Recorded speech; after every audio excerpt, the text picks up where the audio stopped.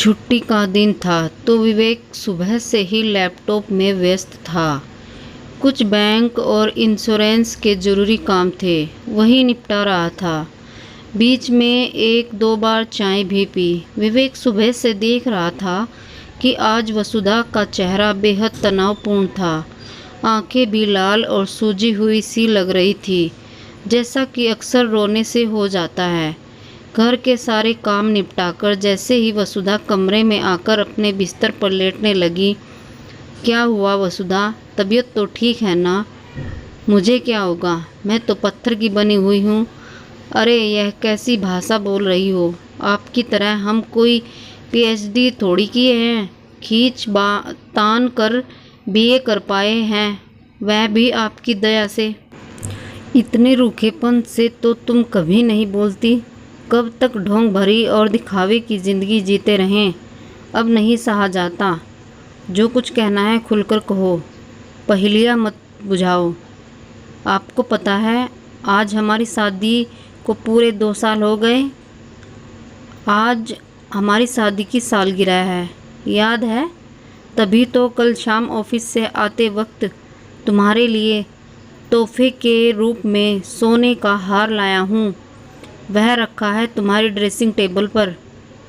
क्या एक स्त्री केवल सोने चांदी के जेवर और महंगी साड़ियों लिए ही जन्म लेती हैं? क्या मतलब?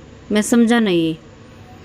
इतने पढ़े लिखे ज्ञानी पुरुष यह नहीं जानते कि एक स्त्री के लिए उसके पति का स्पर्श जीवन की सबसे बड़ी धरोहर होती है, जिसके लिए हम 2 साल से तरस रहे हैं। वसुधा, तुम अच्छी तरह जानती हो कि हमारी शादी किन परिस्थितियों में हुई थी। जो भी परिस्थितियां थी, पर उसमें ऐसी तो कोई शर्त नहीं रखी गई थी कि हम दोनों जीवन भर रेल की पटरियों की तरह सदैव अलग ही रहेंगे। वसुधा, तुम मेरी पहली पत्नी सुधा की छोटी बहन हो। मेरी जब सुधा से शादी हुई थी तब तुम मात्र 10 साल की थी। वसुधा बीच में ही बात काटकर बोल पड़ी। वह सब तो हमारे मन में आज भी एक चलचित्र की तरह बसा है। आपने जीजी से जब प्रेम विवाह किया था तो हमारी खुशी का ठिकाना नहीं रहा। आप तो एकदम सिनेमा के हीरो जैसे लगते थे। हमने भी जीजी से फरियाद कर दी थी कि जीजी हमारे लिए भी ऐसा ही दूल्हा ढूंढना। अरे पहले मेरी पूरी बात तो सुनो। ओह सॉरी, आप बोलिए। जब हमारी शादी हुई तुम 10 साल की थी। तुम्हारे गांव में कोई ढंग का स्कूल कॉलेज नहीं था, तो सुधा ने तुम्हें अपने पास बुला लिया। यह सब तो हम जानते ही हैं, इसमें नया क्या है? क्यों सुना रहे हैं? धैर्य से सुनोगी तभी समझ पाओगी। अच्छा ठीक है, तुम्हारा इस शहर में पढ़ाई के लिए दाखिला कराया तो मैं तुम्हारा गार्जियन यानी संरक्षक बना। इसका मतलब मैं तुम्हारे लिए पिता समान हो गया। फिर मैं तुम्हें घर पर पढ़ाने भी लगा, मतलब मैं तुम्हारे लिए गुरु भी हो गया।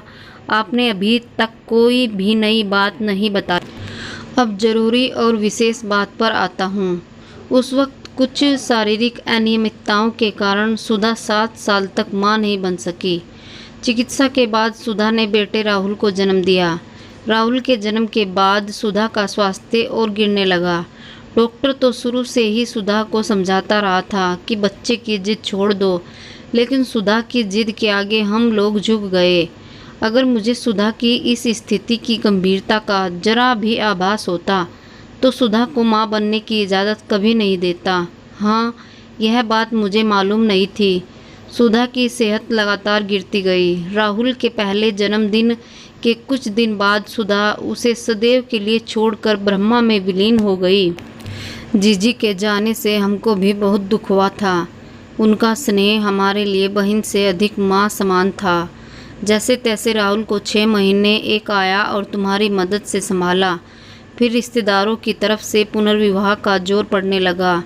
मैं इसके पक्ष में नहीं था, क्योंकि सुधा का वजूद मेरे दिलो दिमाग पर बुरी तरह छाया हुआ था। इसी बीच तुम्हारे माँ बाबूजी कुछ अन्य रिश्तेदारों को लेकर आ धमके। उन्होंने सुधा के नाम की दुहाई देते हुए मेरे सामने तुम्हारे साथ शादी का प्रस्ताव रख दिया। मैंने हमेशा तुम्हें एक बच्ची और शिष्या की दृष्टि से देखा था, अतः मैंने पहले तो मना किया। मेरी और तुम्हारी उम्र के अंतर का भी हवाला दिया, लेकिन उन लोगों ने मेरी एक भी दलील नहीं सुनी। उन दोनों की आंखों में से बहते आंसू देखकर मैं भावनाओं में बह गया और इस विषय पर चुप लगा गया, जिसे उन लोगों ने मेरी मूक सहमति मान लिया और शादी की तैयारी शुरू कर दी। यदि आपको हम पसंद नहीं थे तो आपको सख्ती से मना करना था। आप तो खुद ही उस वक्त ढुलमुल नीति अपनाए हुए थे। हमने खुद देखा था, हम भी तो वहाँ मौजूद थे। वसुधा, बात पसंद नापसंद की नहीं थी, दुविधा थी। एक तरफ राहुल, दूसरी तरफ तुम। मैं निर्णय नहीं कर पा रहा था कि तुम्हें अपनी पत्नी के रूप में कैसे स्वीकार कर सकूँगा, मगर अब तो हम आपकी पत्नी बन चुके हैं, फिर आप हमको हमारा हक क्यों नहीं दे रहे? सब कुछ तो तुम्हारा ही है। यह घर भी मैंने तुम्हारे नाम पर खरीदा है। राहुल भी तुम्हें माँ कहता है और क्या प्यार, सुधा में तुम्हें सुधा का स्थान नहीं दे सकता। यदि तुम्हारे मन में कोई कसक है, कोई कमी है, तो मैं तुम्हारा दूसरा विवाह कराने का प्रयास करता हूँ। इतना सुनते ही वसुधा गुस्से में आपे से बाहर हो गई। एक बम की तरह फट पड़ी, रोती जा रही थी और चिल्लाती जा रही थी। आपने औरत को क्या एक मिट्टी का खिलौना समझ रखा है? बस यही एक तमाशा होना और बाकी रह गया है। यह अरमान भी पूरा कर लीजिए, पर एक बात याद रखिएगा कि अब इस घर की चौखट से केवल हमारी लाश ही बाहर निकलेगी। सदैव शांत रहने वाली वसुधा के इस रूप को देखकर विवेक घबरा गया। वह वसुधा को शांत करने के उद्देश्य से उसके निकट गया, उसके सिर पर हाथ रखकर कुछ कहना चाहा, लेकिन इसी बीच वसुधा उठी और विवेक को धक्याते हुए कमरे से बाहर निकल गई। विवेक के जीवन में ऐसी स्थिति कभी आई नहीं थी, तो वह समझ नहीं पा रहा था कि इससे कैसे निपटा जाए, परंतु समस्या को सुलझाना भी अनिवार्य था, अन्यथा इतनी शिक्षा प्राप्त करने का लाभ क्या था। विवेक अपने मन को संतुलित करते हुए वसुधा को खोजने की चाह में कमरे से बाहर आया तो रसोईघर की खिड़की से वसुधा की साड़ी दिखाई दी। विवेक तेजी से गति से रसोईघर की ओर लपका। रसोईघर में प्रवेश करते ही उसे तेज दुर्गंध आई। विवेक ने देखा कि वसुधा अपने ऊपर केरोसिन तेल उड़ेल लिया था और उसके हाथ में माचिस थी। विवेक ने देखा वसुधा माचिस की डिब्बी से तीली निकाल रही थी। विवेक ने फुर्ती से वसुधा का हाथ पकड़ लिया। वसुधा निर्जीव सी एक टूटी हुई लता की तरह विवेक की बाहों में झूल गई। विवेक उसे उठाकर कमरे में ले गया। वसुधा अभी भी हिचकियाँ लेकर रोए जा रही थी।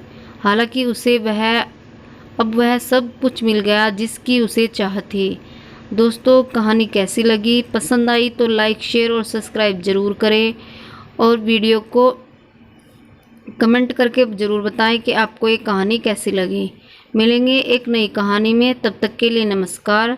स्वस्थ रहिए, मस्त रहिए और मुस्कुराते रहिए।